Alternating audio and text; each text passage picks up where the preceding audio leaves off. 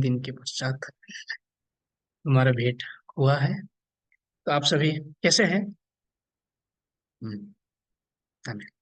परमेश्वर के अनुग्रह से हम सभी सुरक्षित है, खुश हैं। तो चलिए, इस समय के निमित्ते, इस अवसर के निमित्ते और हमारी रक्षा के निमित्ते हम फिर परमेश्वर की स्तुति करेंगे और उसके बाद आज की कक्षा में हम प्रवेश करेंगे।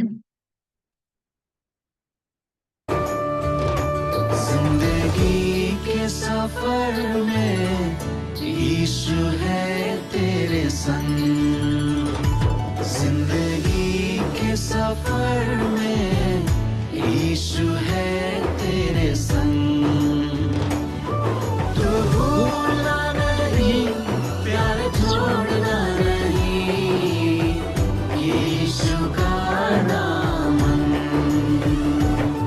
तू भूलना नहीं, प्यार छोड़ना नहीं, यीशु का दामन। जिंदगी के सफर में यीशु है तेरे संग।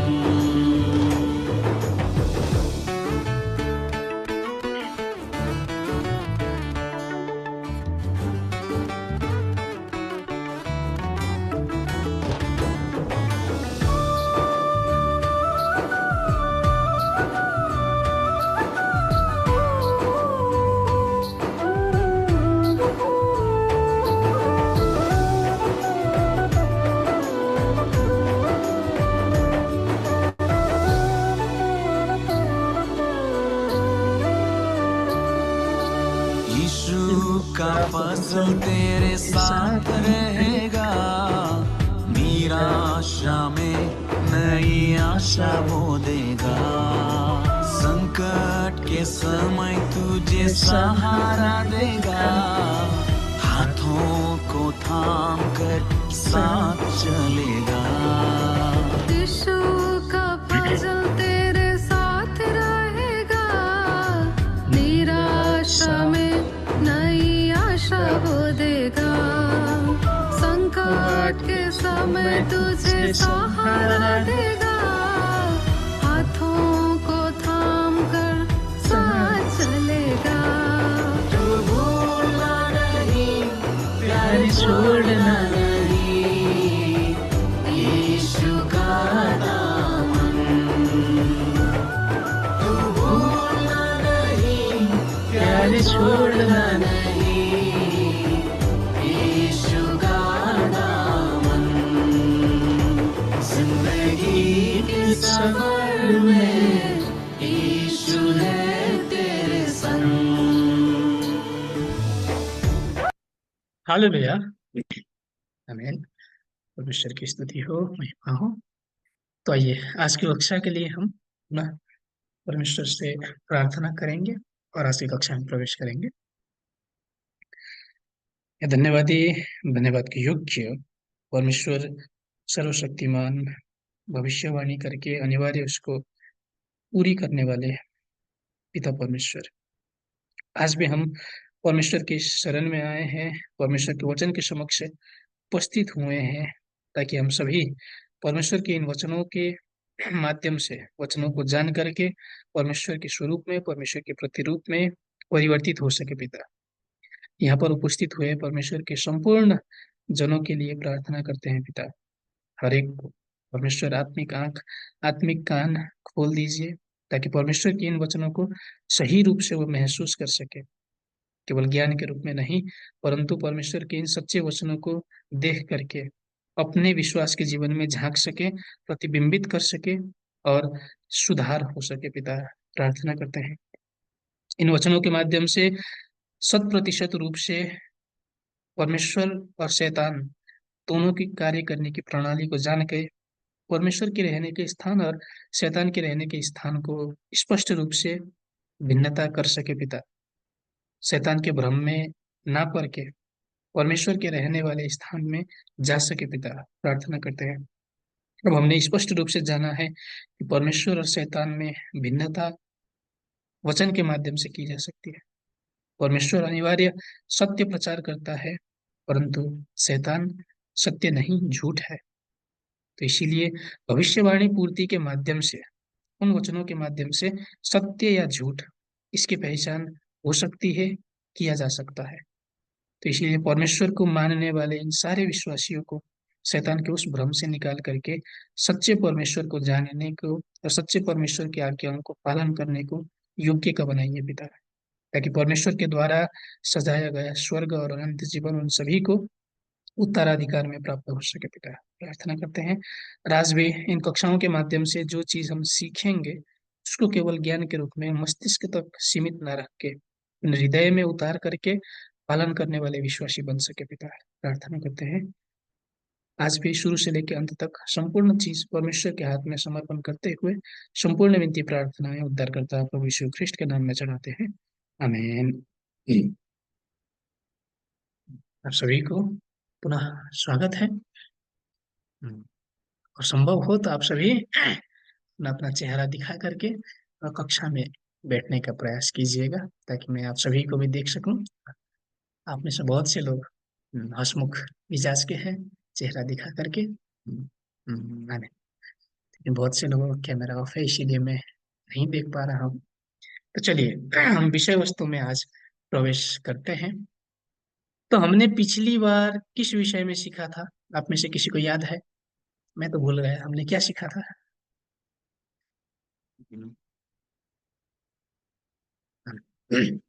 दो प्रकार की आत्माएं, इस विषय में हमने सीखा था। अगर हम दो प्रकार की आत्माओं के विषय में बात करें, कौन कौन सी आत्माएं हैं दो प्रकार की? हाँ, एक परमेश्वर की ओर की आत्मा और दूसरी शैतान की ओर की आत्मा। शैतान, परमेश्वर और शैतान आसान भाषा में। और ये जो दूसरी प्रकार की आत्मा है, शैतान है, उसकी वास्तविकता क्या है? क्या परमेश्वर स्वयं ने शैतान को सृष्टि किया और मनुष्य के जीवन में भेज दिया ताकि दुख दो, कष्ट दो? हम्म, नहीं, नहीं, आमीन। तो शैतान की वास्तविकता क्या है? पापी प्रधान स्वर्गदूत। प्रधान स्वर्गदूत मतलब स्वर्गदूतों का भी नायक। परमेश्वर ने वैसे सृष्टि किया था, परंतु किस चीज के कारण? अपने अहंकार के कारण, घमंड के कारण, परमेश्वर बनने की चाह के कारण परमेश्वर की ओर से निकाला गया। और जो स्वर्गदूत पहले क्या था? सिद्धता का एक नमूना था। सिद्ध, सिद्ध स्वर्गदूत, सर्वांग सुंदर कहा गया है, होठ कुछ भी नहीं था। वैसा स्वर्गदूत क्या बन गया? शैतान बन गया। किस चीज के कारण? अपने वैभव के कारण, अपने सुंदरता के कारण, अपनी बुद्धि के कारण, घमंड करके परमेश्वर बन सकता हूं, इस चीज के कारण। तो इसलिए शैतान स्वर्गदूत ही है, परंतु कैसा? पापी स्वर्गदूत, पापी प्रधान स्वर्गदूत। अब शैतान स्वर्गदूत ही है, पापी स्वर्गदूत है, तो शैतान मुख्य रूप से, प्रमुख रूप से आकर के कहाँ काम करेगा, कैसे भ्रम करता है? शैतान का मेन टारगेट क्या है? परमेश्वर से जो जुड़े हुए हैं उनको परमेश्वर से अलग करना, यह शैतान का प्रमुख उद्देश्य है। तो उसके लिए आप सभी को अब तक स्पष्ट हो जाना चाहिए कि वो कहाँ आकर के काम करता है। प्रमुख रूप से चर्च में। चर्च में कैसे? चर्च में अगर आप सभी ने, किसी ने देखा है कि कोई ऐसा चर्च हो जहां पर जाकर लोग बीमार हो जाए, हाँ, लोगों को जो अवस्थाएं और बिगड़ जाए? ऐसा कोई चर्च आप सभी ने देखा है? नहीं। वहां के पास्टर लोग, हाँ मैं शैतान का पास्टर हूँ, ऐसा किसी को सुना है आप सभी ने? नहीं।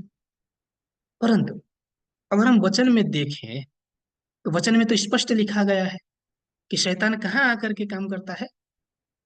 चर्च में आकर के काम करता है। तो कैसे काम करता है? जी, चर्च में जाकर के उन पादरियों का भेष धारण करके शैतान की आत्मा उनके अंदर प्रवेश करके झूठे वचन के माध्यम से, झूठे वचन, बाइबल को ही प्रयोग करके झूठे वचन के माध्यम से पास्टरों को प्रयोग करके, शरीर को प्रयोग करके उसके माध्यम से भ्रम करता है। अब विचार कीजिए, परमेश्वर को क्या क्या चीज करना है और क्या क्या नहीं करना है, इसके लिए हम सभी विश्वासी किस पर आश्रित होते हैं? विचार कीजिए। परमेश्वर के मार्ग में चलने के लिए हम किसकी बात सुनते हैं? दूसरे धर्म की जो गुरु है उनकी बात जाकर के, हाँ परमेश्वर की इच्छा क्या है, ये हम उनसे सुनते हैं? नहीं। अपने अपने चर्च के जो अ, अग्रज लोग हैं, अगर सरल भाषा में कहूँ, पास्टर लोग हैं, वक्ता हैं, उनके माध्यम से हम वचन सुनते हैं। पर शैतान क्या करता है? ऐसे जहां से वचन निकलता है उसी स्थान पर जाकर के काम करता है। इन वक्ताओं के माध्यम से उनके मुख से झूठा वचन निकाल करके भ्रम करता है। दूसरे धर्म के लोग अगर आकर के आपको कुछ कहें धर्म के विषय में, परमेश्वर के विषय में, तो क्या आप उसको स्वीकार करेंगे? दूसरे धर्म के नहीं। आसान रूप से हम पहचान कर सकते हैं। परंतु जो हमें पास्टर लोग यदि कोई वचन सुनाए, हाँ ये परमेश्वर की वचन है कहकर हम सहज भाषा में स्वीकार करते हैं। परंतु प्रभु यीशु ने क्या कहा? नहीं, ऐसा नहीं करो। सारे वचनों को नहीं सुनना आवश्यक है। सारे वक्ताओं के वचन सत्य नहीं है। झूठे भविष्य वक्ता भी है संसार में। इसीलिए आत्माओं की जांच करो, आत्माओं की जांच करो। तो क्या विचार कीजिए, अगर मेरे स्थान में एक चर्च है, तो क्या ये गारंटी है कि वो चर्च परमेश्वर का ही स्थान है, वहां पर शैतान नहीं है? इस चीज की पुष्टि हो सकती है केवल चर्च को अगर हम बाहरी रूप से देखें तो? नहीं। वहां पर परमेश्वर है कि नहीं, इस चीज की पुष्टि किस चीज के माध्यम से हो सकती है? कैसे हम पहचान सकते हैं? कैसे? हम्म हमें वचनों से, वचनों से। और अगर हम और डिटेल में देखें तो कौन से वचन के माध्यम से?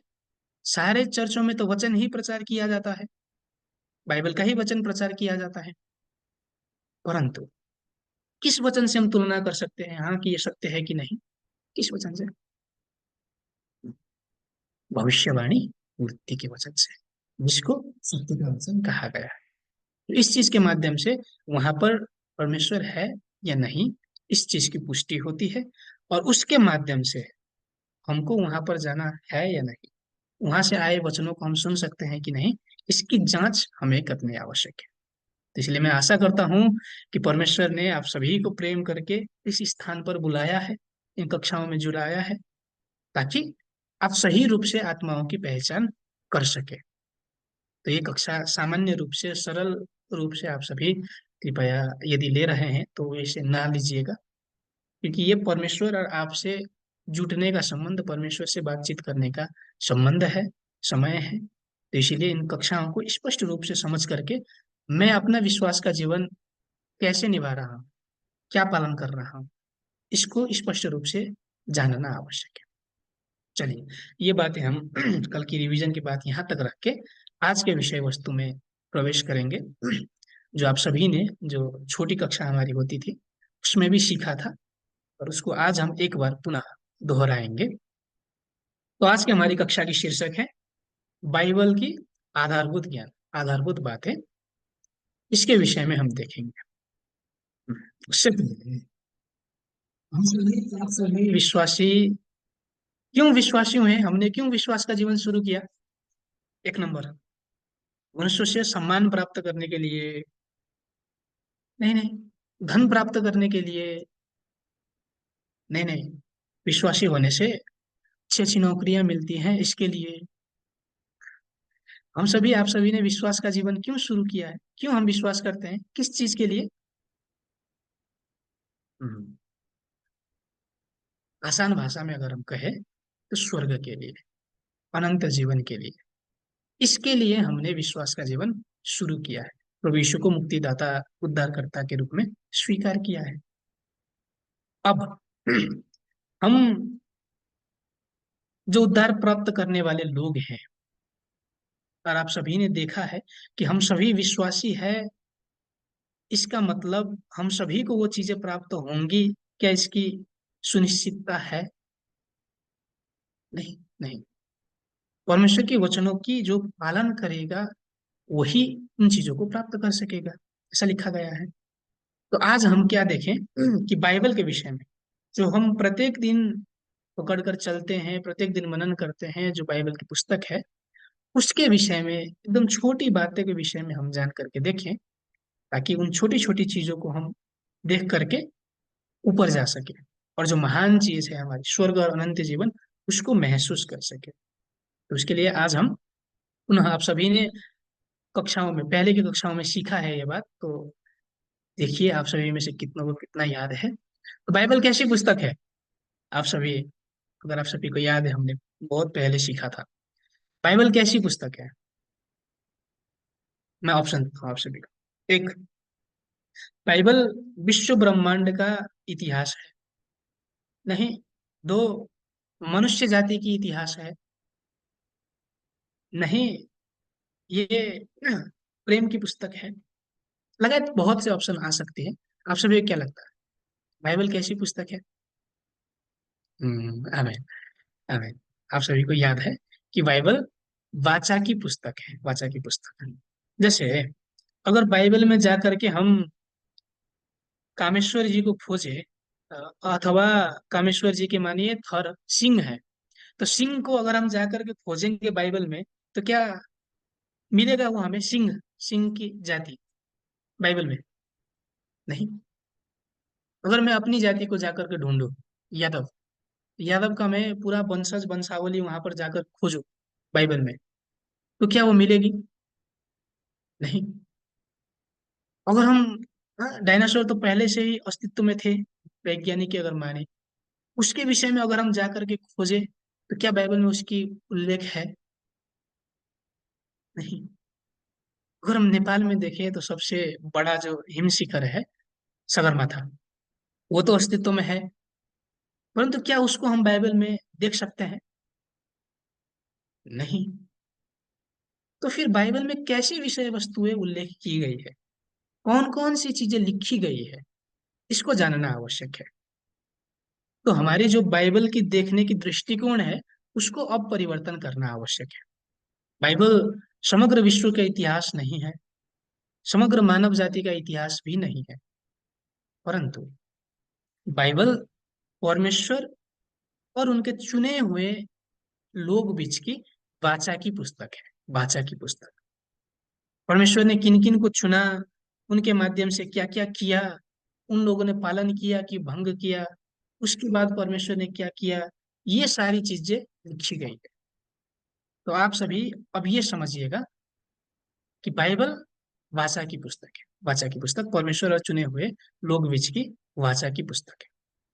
एक बार हम वचन संहिता की पुस्तक में जाकर के देखें, तो वहां पर लिखा गया है, अगर हम पढ़े, तूने कहा मैंने अपने चुने हुए से वाचा बांधी है, मैंने अपने दास दाऊद से शपथ खाई है। आमीन। परमेश्वर क्या करता है? वाचा करता है, वाचा मतलब प्रतिज्ञा करता है, प्रॉमिस करता है। किनसे? सारे मनुष्यों से नहीं, चुने हुए लोगों से, चुने हुए लोगों से, ताकि वो उनको आशीष दे सके पालन करने के बाद। ये हम दूसरी पदों में देखेंगे। तो ऐसे परमेश्वर क्या करता है, अनिवार्य रूप से पहले अपने लोगों को चुनता है और उसके बाद उनसे वाचा करता है, प्रतिज्ञा करता है। और ये वाचा पालन करने या ना करने का परिणाम स्वरूप आशीष या दंड, इस चीज की पुष्टि होती है। जैसे बाइबल क्या है, वाचा की पुस्तक है समग्र रूप में, आप सभी ऐसे समझिएगा। अगर हम बाइबल में देखें तो आप सभी को बहुत अच्छे से मालूम है कितनी वाचाएं हैं, प्रमुख रूप से, लिखित रूप से दो वाचा, पुरानी वाचा और नई वाचा। पुरानी वाचा को पुराना नियम भी कहा जाता है और नई वाचा को नया नियम भी कहा जाता है। और ये पुरानी वाचा और नई वाचा अलग करने का आधार क्या है, किस चीज के माध्यम से ये पुरानी वाचा ये नई वाचा कहा गया है, किस चीज के माध्यम से? हम्म, आमीन।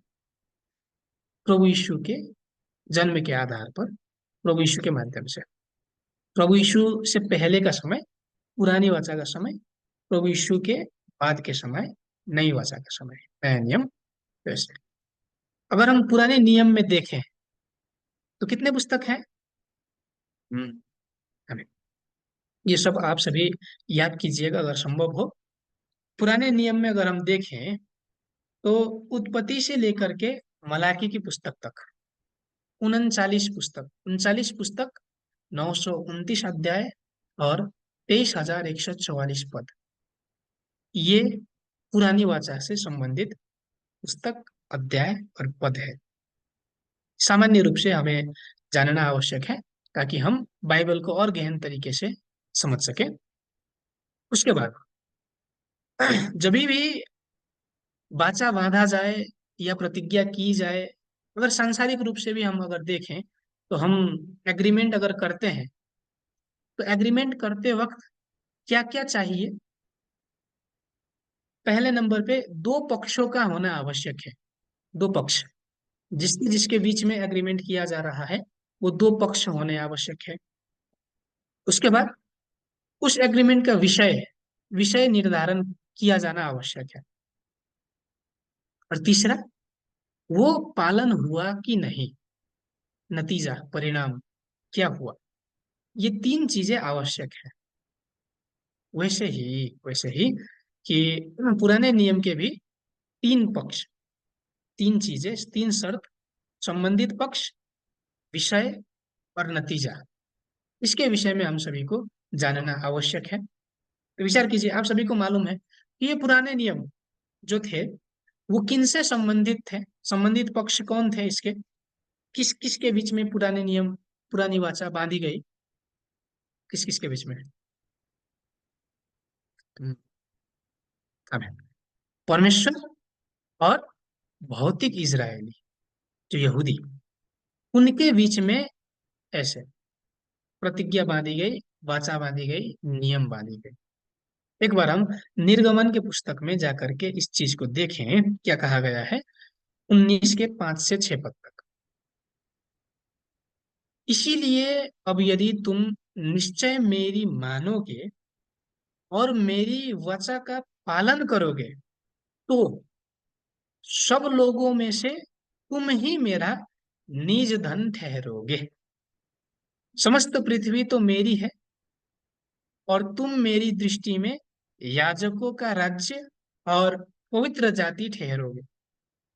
जो बातें तुझे इजरायलियों से कहनी है वो यही है। तो अगर हम देखें तो पुरानी वाचा परमेश्वर ने मूसा के माध्यम से भौतिक इजरायली और परमेश्वर के मध्य बांधी है। संबंधित पक्ष कौन हुए? भौतिक इजरायली और परमेश्वर। और यहाँ कर अगर आप लाल अक्षर से लिखी गई वस्तुओं को ध्यान देकर के देखेंगे तो परमेश्वर ने वहां पर क्या रखी? एक शर्त रखी, अगर मेरी वाचाओं को पालन करोगे तो तब क्या करूंगा? आशीष की बात, याजकों का राज्य और पवित्र जाति बनाऊंगा, अपना निज धन बनाऊंगा, ये बात। तो अगर इजरायलियों को याजकों का राज्य बनना है या फिर पवित्र जाति ठहरना है तो उनको क्या करना आवश्यक है? इस वाचा को पालन करना आवश्यक है, पालन करना। कभी कभी हम विचार करते हैं हाँ परमेश्वर प्रेम है, परमेश्वर सभी को प्रेम करता है, दया करता है, कृपा करता है, परंतु ऐसा नहीं। परमेश्वर अपने चुने हुए लोगों से वाचा बांधता है और उस वाचा को पालन करने के बाद ही केवल आशीष देता है। तो यहाँ पर शर्त है, शर्त, अगर हम वाचा को पालन करेंगे तो आशीष, अगर हम पालन नहीं करेंगे तो वो आशीष प्राप्त नहीं हो सकती। तो इसलिए परमेश्वर की जो प्रतिज्ञा है, परमेश्वर की प्रेम है, अगर इस लिहाज से हम देखें तो शर्त सहित है। हम सभी, आप सभी अगर मंडली जाते हैं, चर्च जाते हैं तो क्या करते हैं? परमेश्वर, अपनी प्रार्थना के विषय रखते हैं हम, परमेश्वर मुझे ऐसा हुआ, ये चाहिए, ऐसा हुआ परमेश्वर। परंतु कभी हम, आप सभी विचार कीजिए, कभी हमने वहां जाकर के परमेश्वर की इच्छा क्या है, इन विषय में हमने कितनी बार प्रार्थना की या फिर कितनी बार पूछा, इस चीज को समझिएगा। पहले हमें क्या करना आवश्यक है? परमेश्वर की इच्छा को, परमेश्वर की आज्ञाओं को जानना आवश्यक है, उसके अनुसार पालन करना आवश्यक है, और उसके बाद हमको आशीष की प्राप्ति हो। अगर हम पुराने नियम में देखें तो वहां पर आज्ञाएं हैं, जो वाचा की विषय है, वो विषय है जो भौतिक इजरायलियों को हर पल पालन करने को आवश्यक थी। अगर उस वाचा में हम देखें तो दो प्रकार के विषय थे। एक जो प्रत्येक दिन पालन करने वाली थी, हर एक दिन, जिसको व्यवस्था कहा गया, मूसा का व्यवस्था। निर्गमन 20 से 23 अध्याय तक अगर हम देखें तो वहां पर हम स्पष्ट रूप से प्राप्त कर सकते हैं। हर एक दिन पालन करने वाली आज्ञा है। और दूसरी विषय क्या थी? भविष्यवाणी की विषय भी थी। और वो भविष्यवाणी की विषय क्या थी? मसीह को भेज देने की प्रतिज्ञा। ये दो विषय भौतिक इजरायलियों को पालन करना आवश्यक था। एक प्रत्येक दिन पालन करने वाला विषय, और एक निश्चित समय में जब भविष्यवाणी पूरी होगी उस समय में पालन करने वाले विषय भी थे। आप सभी को शायद बहुत अच्छे से मालूम है कि जो मूसा की व्यवस्था थी वहां पर प्रमुख रूप से 10 आज्ञाएं थी, 10 आज्ञाएं जिसको पालन करने को आवश्यक थी प्रत्येक दिन। और वो 10 आज्ञाओं में से पहली आज्ञा क्या थी? हम्म कि परमेश्वर को छोड़ के दूसरे ईश्वरों की सेवा न करना, न मानना, पूजा न करना। ये प्रतिज्ञा थी, नियम। परंतु क्या भौतिक इजरायलियों ने इस आज्ञा को पालन किया पूर्ण रूप से? नहीं किया। जो 10 आज्ञाओं में से प्रमुख आज्ञा है, पहला आज्ञा, उसको ही उन लोगों ने भंग किया, जो हम निर्गमन के पुस्तक में जाकर के स्पष्ट रूप से देख सकते हैं। आप सभी को मालूम है ये कहानी कि हारून ने क्या किया। भौतिक इजरायलियों से मिलकर सोने का बछड़ा बनाया और उसको पूजा किया, परमेश्वर मान करके, मिस्र से निकालने वाले देवता मान करके सोने का बछड़े का पूजा किया। पहले राजा 11 अध्याय में अगर हम जा करके देखें तो वहां पर जो परमेश्वर के चुने हुए राजा है सुलेमान, उन्होंने भी क्या किया? अन्य देवी देवताओं की सेवा की, पूजा की। ऐसे परमेश्वर के द्वारा बांधी गई जो वाचा थी उसमें से 10 आज्ञा में से भी पहले आज्ञा ही निरंतर भंग होते गए। एक बार हम पढ़ करके देखते हैं निर्गमन के पुस्तक में 32 का 1 और 2 पद। जब लोगों ने देखा कि मूसा को पर्वत से उतरने में विलंब हो रहा है, तब वो हारून के पास इकट्ठे होकर कहने लगे, अब हमारे लिए देवता बना जो हमारे आगे आगे चले, क्योंकि उस पुरुष मूसा के विषय में, मूसा के जो हमें मिस्र देश से निकाल ले आया है, हम नहीं जानते कि क्या हुआ।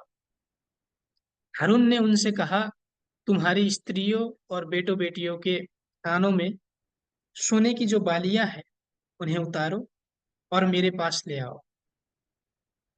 तब सब लोगों ने उनके कानों से सोने की बालियां को उतारा और हारून के पास ले आए।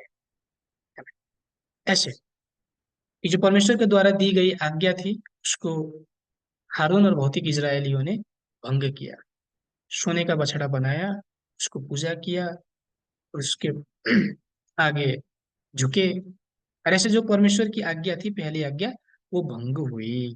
हर एक दिन पालन करने वाले नियम वो नहीं कर सके। अगर राजा सुलेमान के विषय में भी हम देखें तो 11 अध्याय में, आप सभी को ये बहुत अच्छे से मालूम है, आप सभी पुनः पढ़ सकते हैं कि राजा सुलेमान ने क्या किया। पहले तो परमेश्वर की सेवा बहुत अच्छे तरीके से की, परमेश्वर की आज्ञाओं पर चला, तो इसीलिए परमेश्वर ने प्रसन्न होकर उसे बहुत ज्ञान बुद्धि भी दी, प्लस सारी भौतिक चीजों भी दी। परंतु बाद में जो परमेश्वर की आज्ञा थी कि अन्य जातियों की स्त्रियों से विवाह न करना, वो सोलोमन ने भंग किया। अन्य जाति की स्त्रियों से विवाह किया, एक दो नहीं, परंतु कितनी रानियां थी, पत्नियां और उपपत्नी करके 1000। 1000। 1000 पत्नी और उपपत्नी उनके थे। और ऐसे उन लोगों ने क्या किया, अपने अपने देवताओं की ओर उनका मन बहला दिया, बहका दिया। और इससे सोलोमन भी अंतिम में परमेश्वर की ओर से बहक दूसरे देवताओं को पूजा करने लगते हैं। तो ऐसे जो परमेश्वर के चुने हुए लोग थे, उनने पुरानी वाचा को निरंतर भंग किया, जो हर एक दिन पालन करने वाले नियम थे, कि हत्या न करना, चोरी न करना, व्यभिचार न करना, हाँ, गलत गवाही न देना, मूर्ति पूजा न करना। ये सारी आज्ञाओं को हर एक दिन पालन करने को आवश्यक था, हर एक दिन। परंतु उनमें से प्रमुख आज्ञा ही भंग हुई। परंतु परमेश्वर क्या करता है, इन सभी को एक अवसर और है, एक अवसर और। वो क्या है? हम्म भविष्यवाणी के अंदर भी एक आज्ञा है। उस भविष्यवाणी की आज्ञा को अगर ये पालन करते तो भी उद्धार प्राप्त कर सकते थे। परंतु वो भविष्यवाणी भीतर की आज्ञा क्या थी पहले, और उन्होंने उनको पालन किया या नहीं, इसको हम स्पष्ट रूप से देखें। इब्रानियों की पुस्तक में अगर हम जाकर देखें, और आप सभी को बहुत अच्छे से मालूम भी है, 9 के 15 में जाकर पढ़े, क्या लिखा गया है। इसी कारण वह नई वाचा का मध्यस्थ है, ताकि उसकी मृत्यु के द्वारा जो पहली वाचा के समय के अपराधों से छुटकारा पाने के लिए हुई है, बुलाए हुए लोग प्रतिज्ञा के अनुसार अनंत मिरास को प्राप्त करे। आमीन। तो ऐसे प्रभु यीशु के बारे में, यीशु मसीह के बारे में बाइबल में प्रतिज्ञा की गई, और उस प्रतिज्ञा के अनुसार उनको भेजा गया। और जब उनको भेजा गया, उस समय भौतिक इजरायलियों को, यहूदियों को वो आज्ञा पालन करनी थी, मसीह को स्वीकारने की। परंतु क्या उन लोगों ने वैसा किया? मसीह को स्वीकार कर सके? नहीं कर सके, नहीं कर सके। क्या किया? अंतिम में आज्ञाओं को ना जान करके सूली पर चढ़ा दिया। तो ऐसे प्रभु यीशु क्यों आए थे? पहली वाचा के समय में किए गए अपराधों को माफ करने के लिए, पाप क्षमा करने के लिए आए थे। किस चीज के अनुसार? भविष्यवाणी के अनुसार, भविष्यवाणी के अनुसार। रोमियो 1 के 2 पद में अगर हम जाकर के देखें, तो वहां पर भी स्पष्ट रूप से लिखा गया है, एक बार हम पढ़े। जिसकी उसने पहले से ही अपने भविष्य वक्ताओं के द्वारा पवित्र शास्त्र में अपने पुत्र हमारे प्रभु यीशु के विषय में प्रतिज्ञा की थी। तो ऐसे जो पुराने नियम के पुस्तक है, पुरानी वाचाएं की पुस्तक है, सारी पुस्तकों में प्रभु यीशु के बारे में पहले से ही प्रतिज्ञा थी, और वो प्रतिज्ञा के अनुसार ही वो मसीह के रूप में आए। ऐसे परंतु जब वो मसीह के रूप में आए, लोगों ने उनका स्वीकार नहीं किया। और उस वाचा का परिणाम क्या हुआ?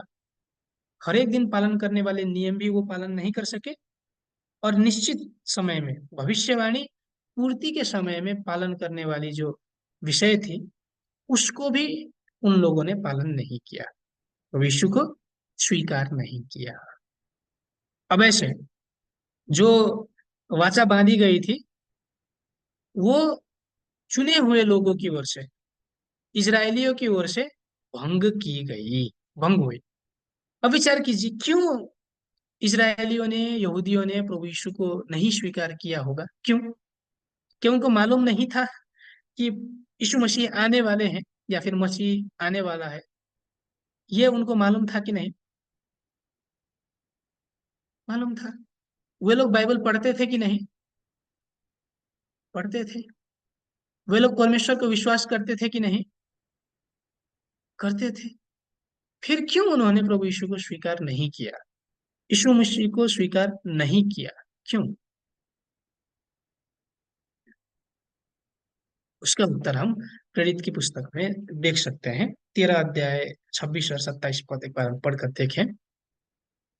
हे भाई हो, तुम जो अब्राहम की संतान हो, और तुम जो परमेश्वर से डरते हो, तुम्हारे पास इस उद्धार का वचन भेजा गया है, क्योंकि यरूशलेम के रहने वालों और उनके सरदारों ने न उसे पहचाना और न भविष्य वक्ताओं की बातें समझी जो हर शब्द के दिन पढ़ी जाती थी। इसीलिए उसे दोषी ठहराकर उन बातों को पूरा किया। हमें यहाँ अगर हम देखें तो उस समय के जो शास्त्री फरीसी थे, वो बाइबल सिखाने वाले लोग ही थे। हर एक शब्द के समय में वो बाइबल पढ़ते थे, भविष्य वक्ताओं की बातों को, वचनों को पढ़ते थे, परंतु उन वचनों का अर्थ उनको मालूम नहीं हुआ, वो समझ नहीं पाए उन चीजों को। उन वचनों को ना समझने का परिणाम क्या हुआ? भविष्यवाणियों को ना समझने का परिणाम, वो उद्धार उनके पास आया, उद्धार का वचन आया। उद्धार का वचन का मतलब भविष्यवाणी पूर्ति का वचन, भविष्यवाणी के अनुसार प्रकट हुए प्रभु यीशु का वचन उनके पास आया, परंतु वे स्वीकार नहीं कर पाए, ग्रहण नहीं कर पाए। क्यों? क्योंकि वो भविष्यवाणियां समझे ही नहीं स्पष्ट रूप से। तो इसीलिए वचन ना समझने के कारण वे लोग प्रभु यीशु को मसीह के रूप में स्वीकार नहीं कर सके। परंतु जितनों ने वचन को स्वीकार किया, वचन को समझा, उन्होंने प्रभु यीशु को मसीह के रूप में स्वीकार किया। जो हम देखते हैं 12 चेले प्रभु यीशु को फॉलो करने वाले, उन्होंने प्रभु यीशु के इन वचनों के माध्यम से प्रभु यीशु को मसीह के रूप में स्वीकार किया। तो विचार कीजिए, परमेश्वर ने भौतिक इजरायलियों से वाचा बांधी, उन्होंने भंग किया, तो अब परमेश्वर क्या करेगा? आप सभी अगर परमेश्वर होते तो क्या करते?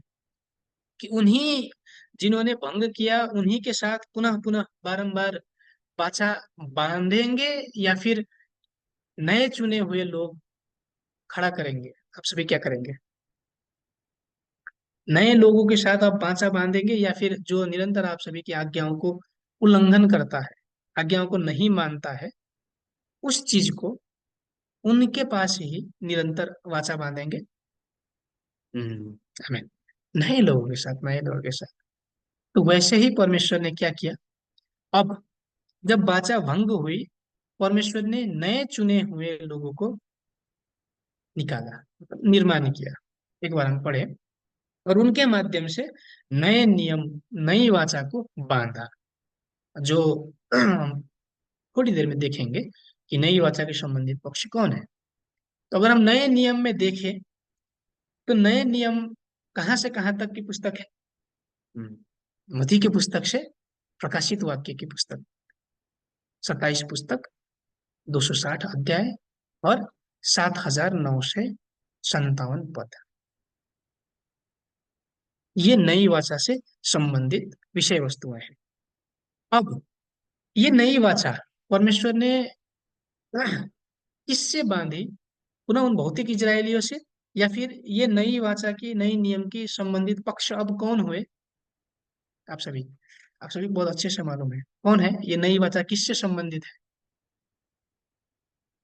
हम्म चलिए, ये नई वाचा जो प्रभु यीशु को विश्वास करने वाले विश्वासी, आत्मिक इसराइल, भौतिक इसराइल नहीं, आत्मिक इसराइल जो क्रिश्चियन है, विश्वासी, उनसे प्रभु यीशु ने नई वाचा बांधी।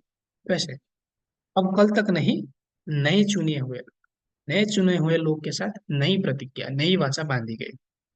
जो इब्रानियों की पुस्तक 8 के 7 में अगर हम देखें, तो क्यों बांधने को आवश्यकता थी, क्यों बांधनी पड़ी नई वाचा?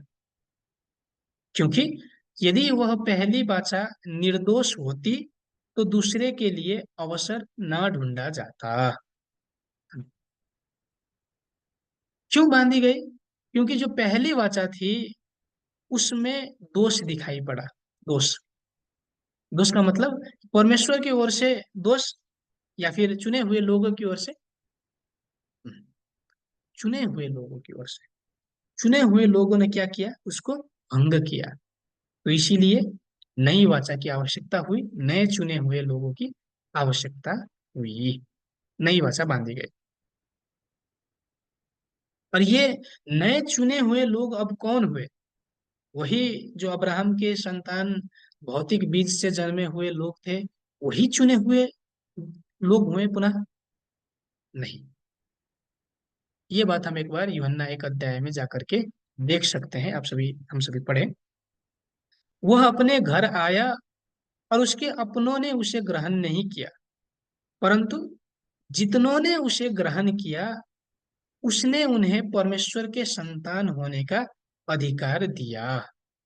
अर्थात उन्हें जो उसके नाम पर विश्वास रखते हैं, वे न तो लहू से, न शरीर की इच्छा से, न मनुष्य की इच्छा से, परंतु परमेश्वर से उत्पन्न हुए हैं।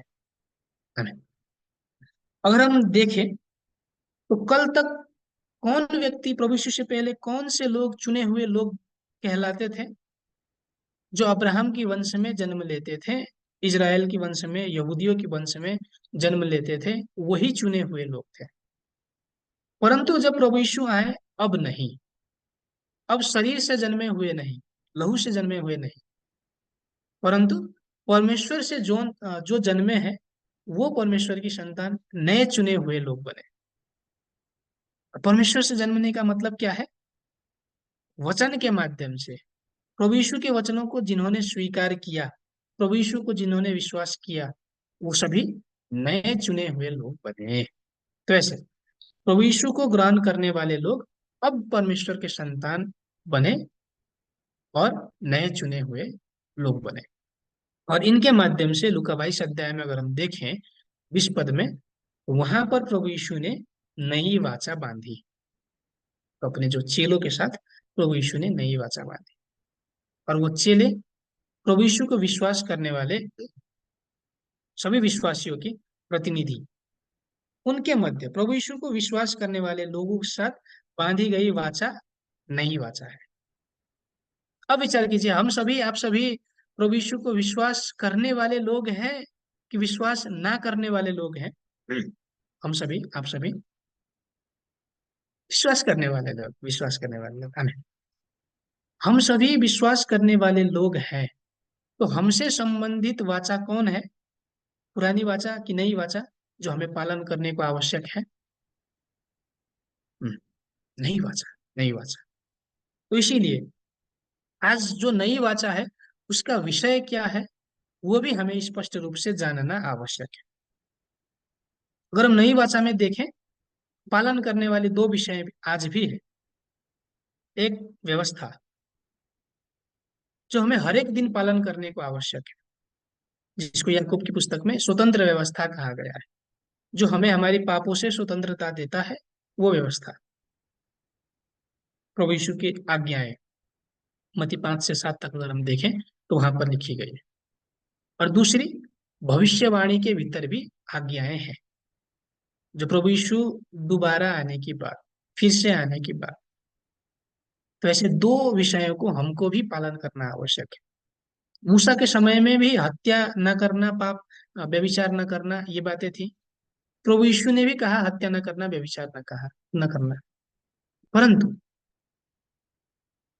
मूसा के समय की वो व्यवस्थाएं, वो आज्ञाएं पालन करना आसान था, या फिर प्रभु यीशु ने जो आज्ञाएं दी वो पालन करना आसान है? आप सभी क्या लगता है, प्रभु यीशु के द्वारा दी गई व्यवस्था पालन करना आसान है या फिर मूसा के द्वारा?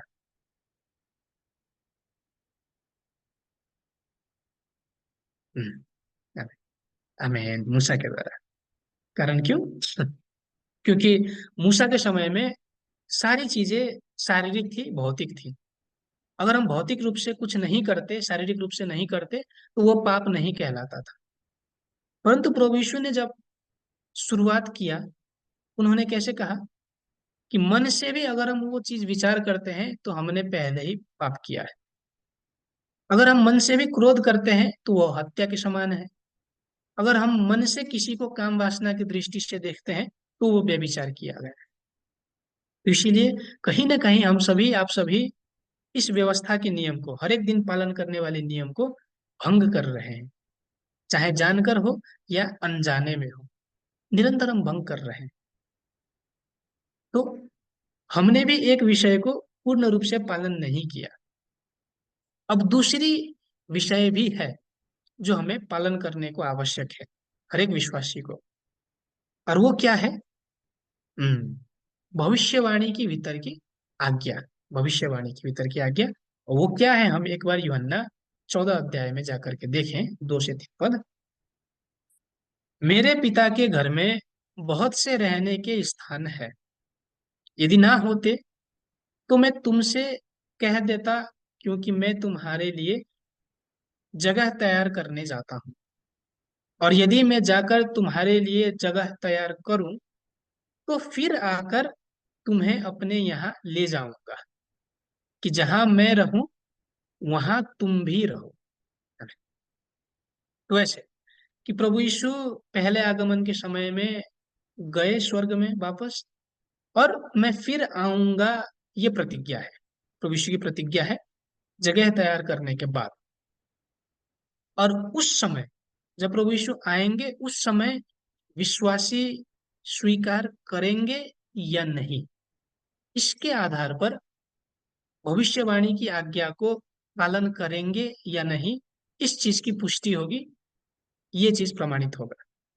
तो आप सभी को क्या लगता है, जब प्रभु यीशु दूसरी बार आएंगे तो प्रभु यीशु पर विश्वास करने वाले लोग बहुत ज्यादा होंगे या फिर कम होंगे?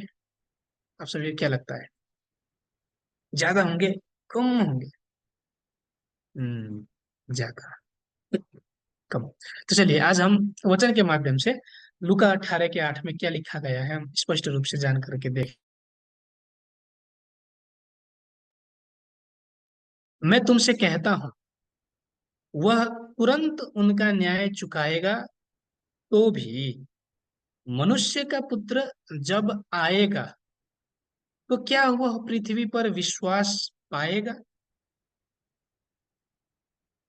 अगर हम यहाँ देखें तो प्रभु यीशु ने क्या कहा है कि जब मनुष्य का पुत्र पृथ्वी पर आएगा, मतलब दूसरे आगमन के समय जब फिर आएगा, उस समय क्या विश्वास पाएगा, ऐसा कह रहा है।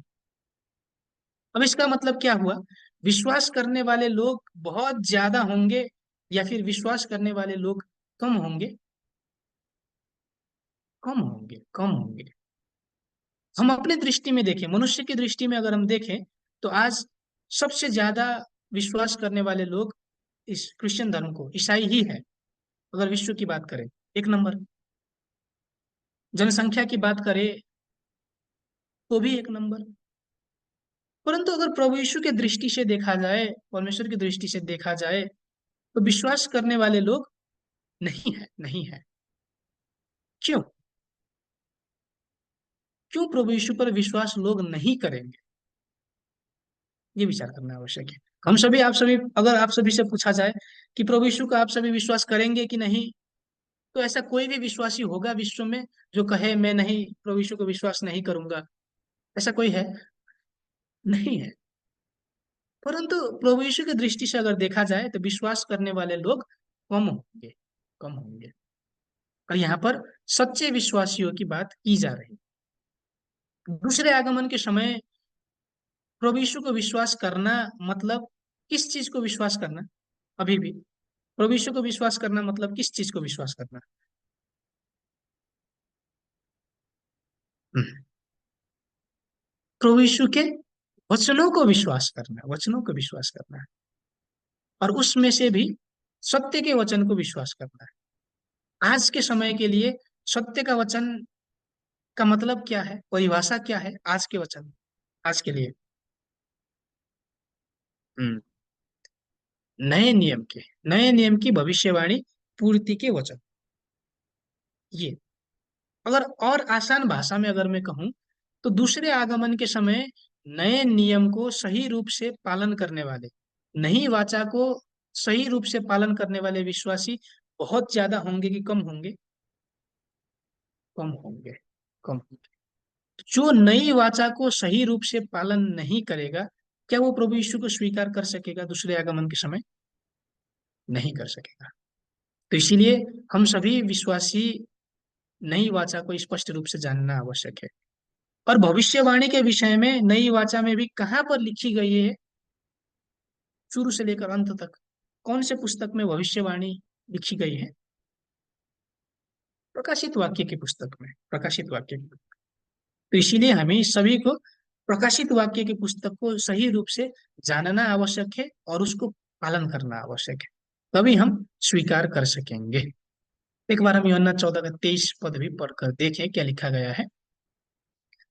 यीशु ने उसको उत्तर दिया, यदि कोई मुझसे प्रेम रखे तो वह मेरे वचन को मानेगा और मेरे पिता उससे प्रेम रखेगा और हम उसके पास आएंगे और उसके साथ वास करेंगे। आमीन। यहाँ पर कि जो प्रभु यीशु के वचनों को मानेगा, पालन करेगा, उसके साथ आकर प्रभु यीशु दूसरे आगमन के समय वास करेंगे। जो पालन करेगा उससे। और जो विषय हमने देखा, एक प्रत्येक दिन पालन करने वाले विषय भी है और दूसरी विषय क्या है, भविष्यवाणी पूर्ति के समय पालन करने वाले विषय भी है। पहले आगमन के समय यहूदियों ने क्यों प्रभु यीशु को विश्वास नहीं किया मुक्तिदाता के रूप में, उद्धारकर्ता के रूप में?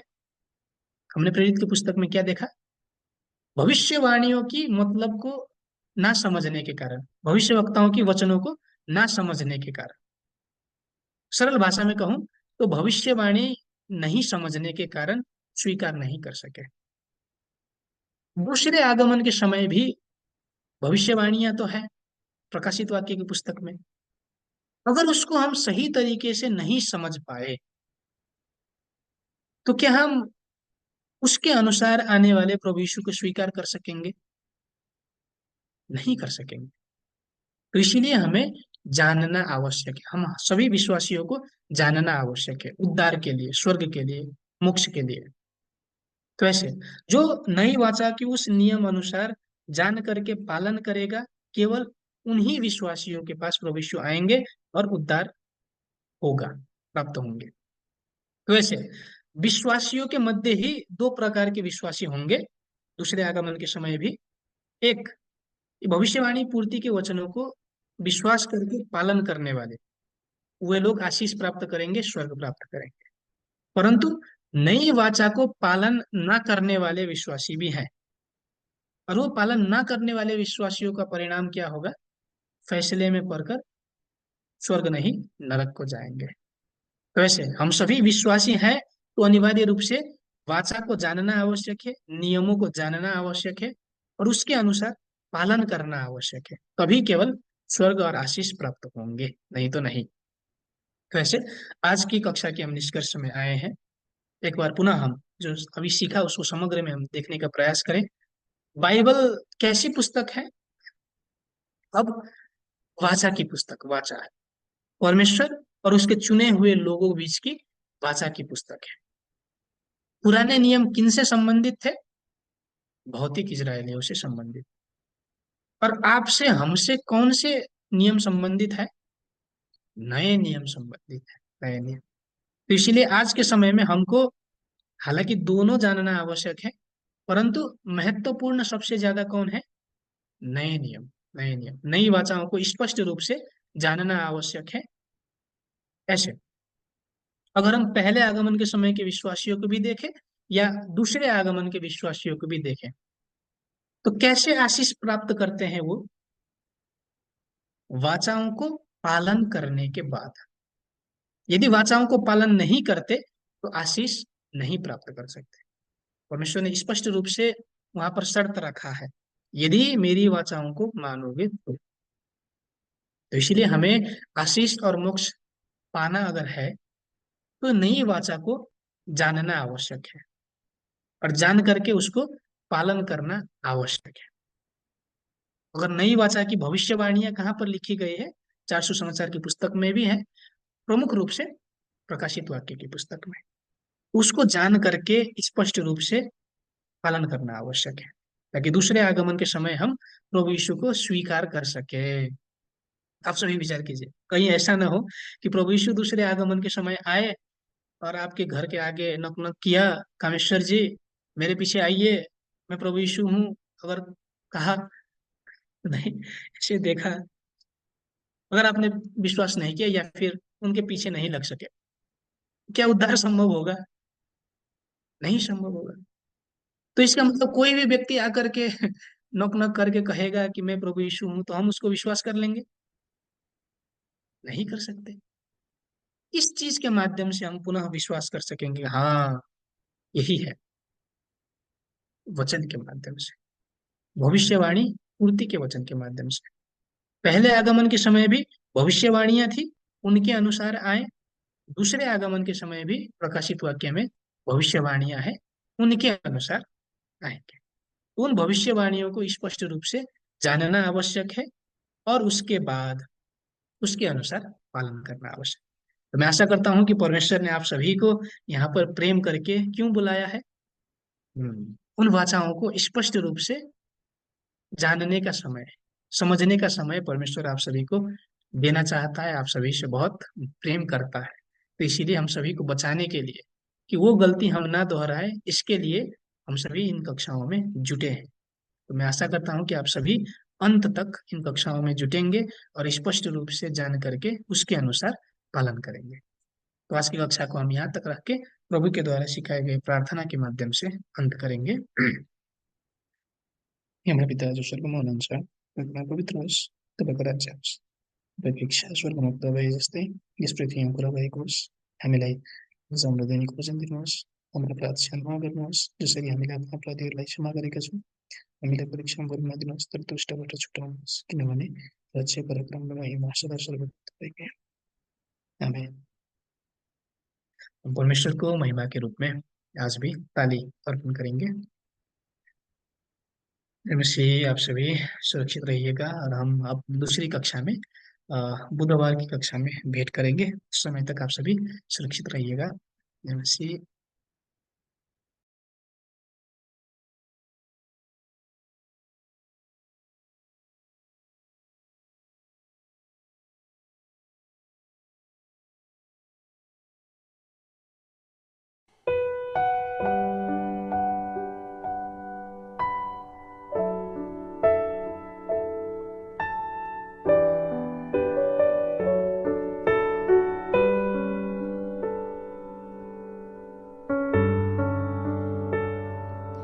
난 지극히 작은 자 죄인 중에 괴수 무익한 날 부르셔서 간절한 기대와 소망 부끄럽지 않게 십자가 전개 하셨네. 어디든지 가리라 주 위에 서라면 나는 전하리 그 십자가 내 몸에 밴 십자가 그 보혈의 향기 온 세상 채울 때까지 살아도 주를 위해 죽어도 주를 위해 사나 죽으나 난 주의 것 십자가의 능력 십자가의 소망 내 안에 주만 계시는 것 난 지극히 작은 자 죄인 중에 괴수 무익한 날 부르셔서 간절한 기대와 소망 부끄럽지 않게 십자가 전개하셨네.